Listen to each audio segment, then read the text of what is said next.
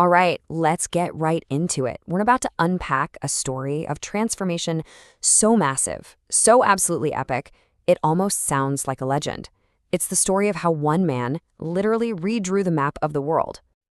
To really get this, you have to picture the huge, cold, wind-swept plains of Mongolia back in the 12th century. This is where it all starts, with a young boy who had no army, no titles, not even a safe place to call home.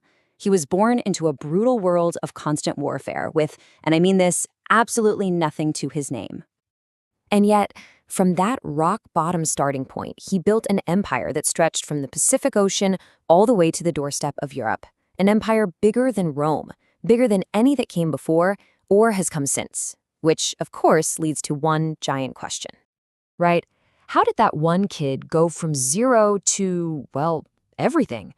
That's what we're going to break down right now. The unbelievable story of Genghis Khan and the unstoppable Mongol Empire he created from scratch. So, long before the world knew the name Genghis Khan, he was just a kid named Temujin. He was born around 1162 into a small nomadic tribe. And to say his childhood was tough is the understatement of this century. It was absolutely brutal. I mean, just look at this timeline. It's a list of one disaster after another. When he's only 9, his father is poisoned by rivals. Then, his own tribe abandons his family, just leaving them to starve on the plains. He gets hunted, betrayed, and by the time he's a teenager, he's captured and forced into slavery. This was a life of constant, grinding fear. You'd think that would break someone, right? But for Temujin, it did the opposite. It forged him. All that hardship taught him a lesson that would become the core of his entire philosophy. Loyalty isn't something you can just demand or inherit. You have to earn it.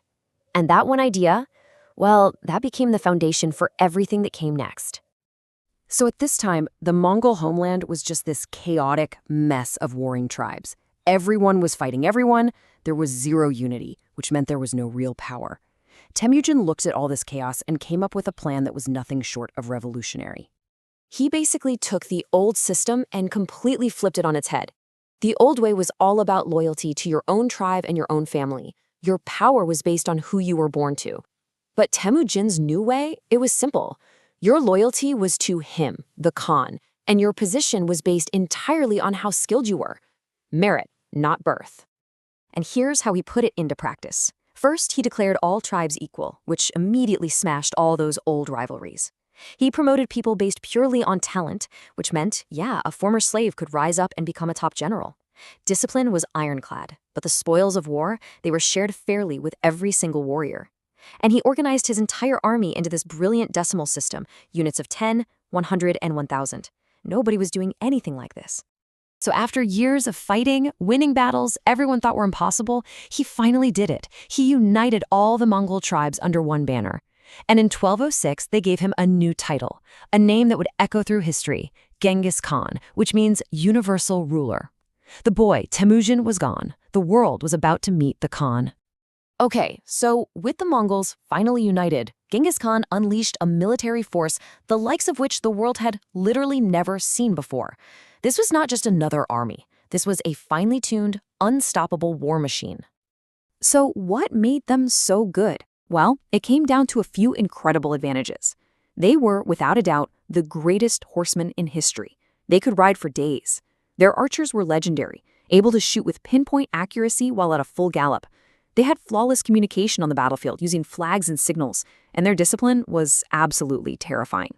But you know what? Their deadliest weapon wasn't just their skill, it was their brain, their strategy. They almost never fought a straight-up head-on battle. They used lightning-fast surprise attacks. They'd pretend to run away, luring armies into perfectly set traps.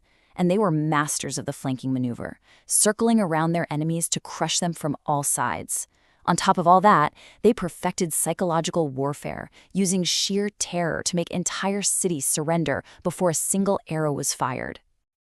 So, between 1206 and his death in 1227, Genghis Khan and this new Mongol army just exploded across the map. We're talking about one of the fastest, most widespread periods of conquest in all of human history. The sheer scale of it is just mind-boggling. They swept through northern China, they conquered all of Central Asia, they rolled through Persia and Afghanistan, and they pushed all the way to the very edge of Eastern Europe. Any kingdom or empire that stood in their way was simply wiped off the map. And get ready for this, because this fact is almost unbelievable. In all his years of conquest, leading these huge campaigns against the greatest powers of the day, Genghis Khan never lost a single major battle. Not one. Let's put this into perspective for a second. The empire he built was bigger than the Roman Empire at its absolute height. It was way bigger than Alexander the Great's. It was, plain and simple, the largest single land empire the world has ever known, and it was all built by one man in his lifetime. Now, Genghis Khan died in 1227, but the story doesn't stop there, not even close. In fact, his death was just the beginning of a whole new chapter for his empire, which was carried on by his sons and his grandsons. The massive empire was split into 4 main territories, or khanates. His descendants would rule over China as the Yuan dynasty, over Russia as the Golden Horde, Persia as the Ilkhanate, and Central Asia as the Chagatai Khanate. The Mongol influence in these places would last for centuries. And this brings us to one of his most surprising legacies. Because the Mongols controlled this gigantic, unified territory, they created a period of an incredible peace and stability called the Pax Mongolica, the Mongol Peace. And this peace completely revitalized the old Silk Road. It became so safe that there was a saying, a young woman could walk from one end of the empire to the other, carrying a pot of gold on her head and never be harmed. This new safety allowed trade, technology like gunpowder and the printing press, and incredible new ideas to flow freely between East and West, connecting the world in a way that had never happened before. So, we end up back where we started. A starving, abandoned boy becomes the ruler of the known world. There's no denying his conquests were incredibly brutal, but they also stitched together a fractured world, kicking off a new era of global connection. And that leaves us with the ultimate question about his legacy. Was he a brutal conqueror or a visionary global connector? Or was he, somehow, impossibly